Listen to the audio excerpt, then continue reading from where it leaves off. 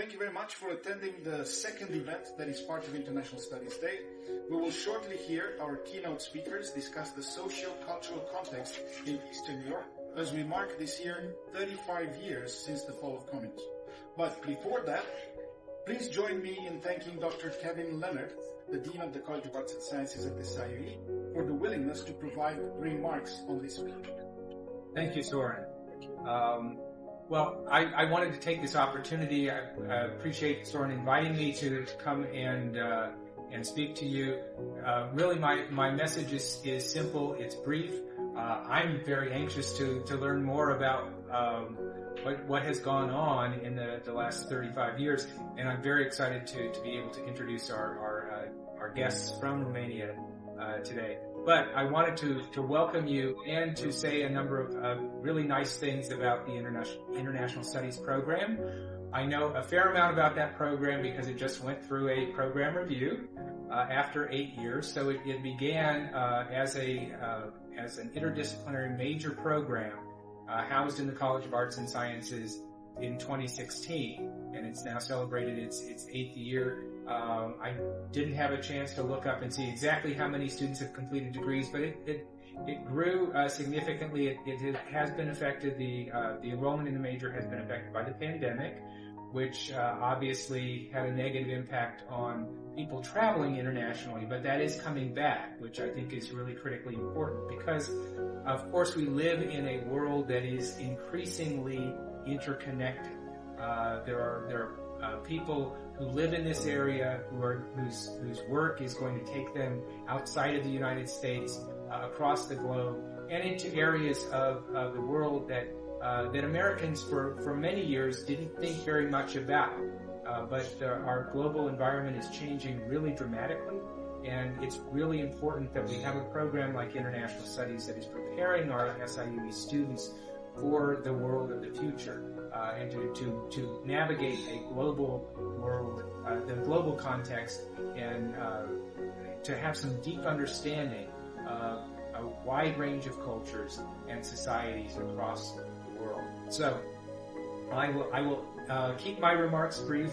I do want to express my thanks to Soren and for the members of the International Studies Advisory Committee who helped to bring this together. Certainly all of our guests who have come to join us, and especially it's my pleasure to be able to introduce our next speakers who have traveled all the way from Bucharest to join us and to share their insights about the changes that have happened in their part of the world over the last 35 years. So our guests are Silvia Elena Iacob, who is professor and dean of the College of Theoretical and Applied Economic Studies of the Bucharest University of Economic Studies, and Georgiana Raluca Larura, professor and director of the doctoral school in the College of Agri-Food and Environmental Economics, also at the Bucharest University of Economic Studies, which is a large urban university, larger than SIUE, located in Bucharest. And I'm just thrilled to be able to introduce you and to be able to listen to your presentation today. So welcome so much. Thank you for coming to SIUE, and I look forward to hearing from you. Thank you. Taking into account this introduction, now we have to move on to our university, the Bucharest University of Economic Studies. As I mentioned before, we are a big university in our country, and we were founded by royal decree in 1913. And now this year we are celebrating 111 years from the foundation of the university. In terms of Bucharest city, as we mentioned before, we have a lot of things to visit because when we discuss about international experience, as was mentioned before, and how to motivate people to go abroad, it is important for them also to create an experience.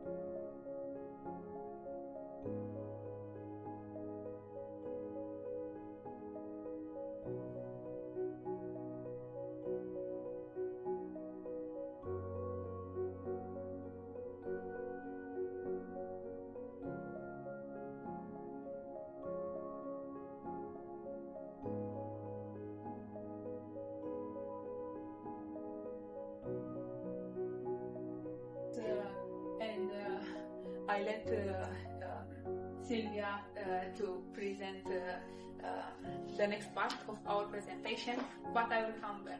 Thank you.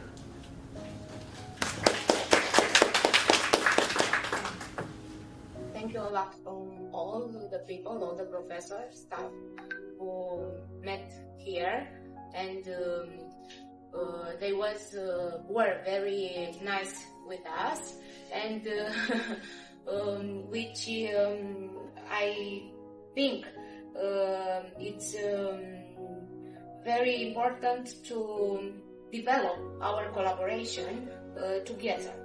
So our communication for today is 35 years after the fall of communism, social and communication trends and practices. While many people in democratic societies take freedom of speech for granted, it is a relatively noble right in countries in the former Eastern Bloc. Living under communism made individuals less appreciative of freedom of speech values. This could have been because of introduction and people's acceptance of the lack of the freedoms that the communist regime endowed.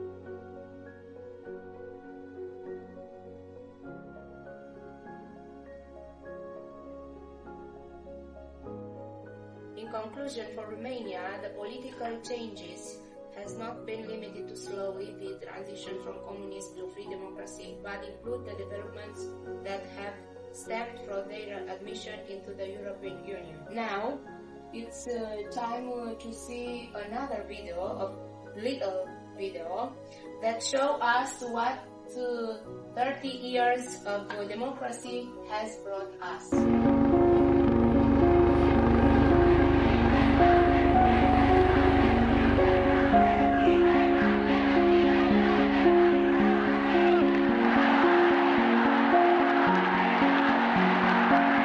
Cred că pentru fiecare dintre noi, moartea lui Ceaușescu era ceva imposibil, incredibil. Adică nu ne imaginam că vom scăpa vreodată.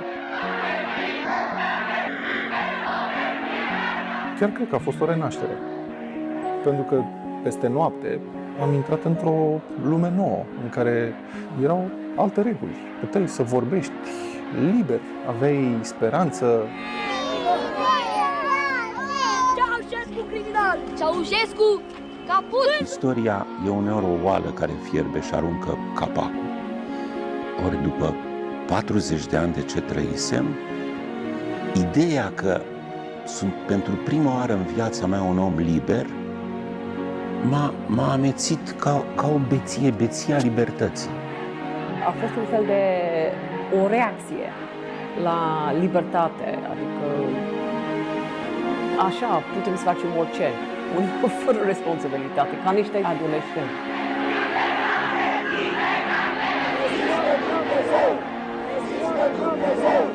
A fost un sentiment de eliberare extraordinar de mare și aveam toți această senzație că din acest moment putem să facem orice și putem să dărâmăm munți și să schimbăm tot și era, nici nu știu, cum sunt copiii aceia pe care nu-i lași la nicio petrecere și la prima petrecere la care le dai drumul se îmbată, o iau razna, știi? Cam așa eram și noi după ce a căzut Ceaușescu. Exista sentimentul ăsta că împreună aparținem unui ideal în zilele alea. Situația este din ce în ce mai bună, ne bucurăm, vin zile fericite.